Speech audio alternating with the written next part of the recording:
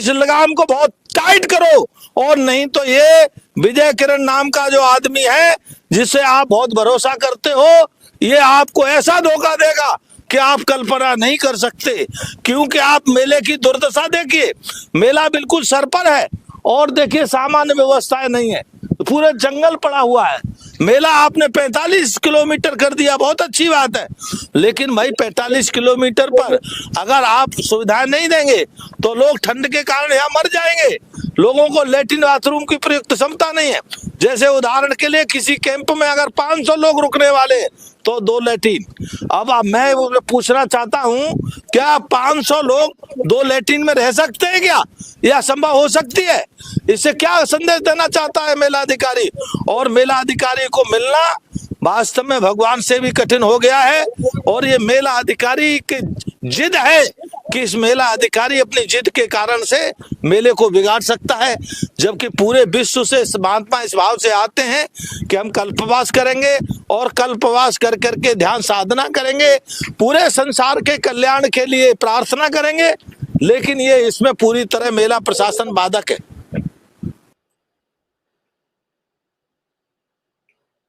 आपने अभी सुना, ये स्वामी प्रबोधानंद गिरी जी हैं, जो हरिद्वार के धर्म संसद की बड़ी चर्चा हुई थी पूरे विश्व में उसकी।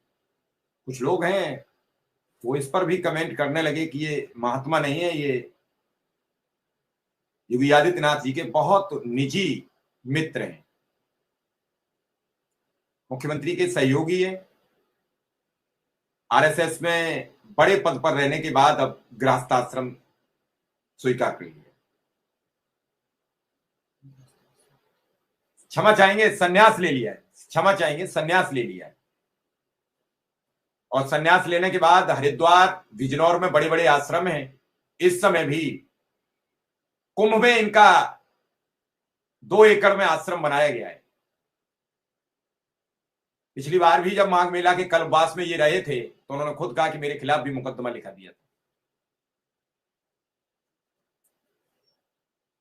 हर व्यक्ति पर आप अपने हिसाब से कहना चाहो तो ऐसा नहीं होता है। मैंने ये इसलिए ये सुझाव रखने का प्रयास किया है कि माननीय मुख्यमंत्री जी समझें कि कुंभ हो या फिर बेसिक शिक्षा हो, बड़े हिसाब से लोगों ने ठिकाने लगाया है बेसिक शिक्षा विभाग, सोची समझी रणनीति के तहत शिक्षा मित्र अनुदेशकों के माध्यम से कि इनका कुछ मत करिए, शिक्षा विभाग बर्बाद होता है तो बर्बाद हो जाने दीजिए, खत्म होता है तो खत्म हो जाने दीजिए, इनको कुछ ना मिले, चाहे शिक्षा विभाग बर्बाद हो जाए चाहे और कुछ बर्बाद। मेरा इतना तारतम्य।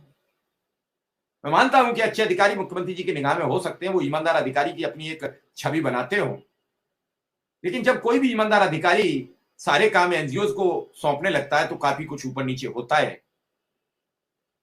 मेरा प्रयास रहता है कि अपने सभी शिक्षा मित्र अनुदेशकों की बात को बड़ी ईमानदारी से और बड़ी तल्लीनता से आप सबके समक्ष रखूं। आपकी बात सत्ता तक जाए, सरकार तक जाए। शिक्षा मित्र अनुदेशक पूरे इंतजार में है कि मुख्यमंत्री योगी आदित्यनाथ का आशीष हमें इसी महाकुंभ की पावन जमीन पर मिलेगा। मां गंगा के कोख से यह आवाज निकलेगी। शिक्षा मित्र अनुदेशकों को यह सौगात है, ऐसी उम्मीद किए बैठा है शिक्षा मित्र अनुदेशक।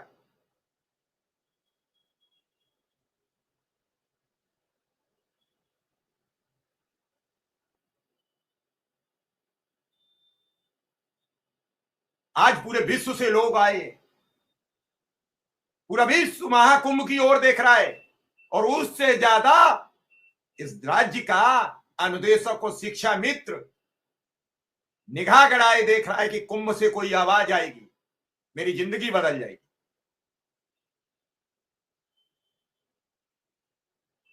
कुछ तो मिल जाता, और एक ऐसी मिलने की घोषणा होती जिससे परिवार चल जाता।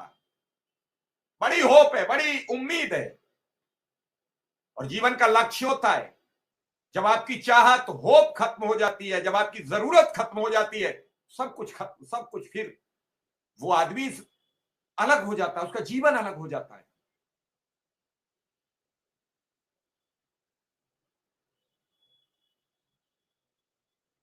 कैसे इसे बदला जाएगा, कैसे इस पर बात होगी,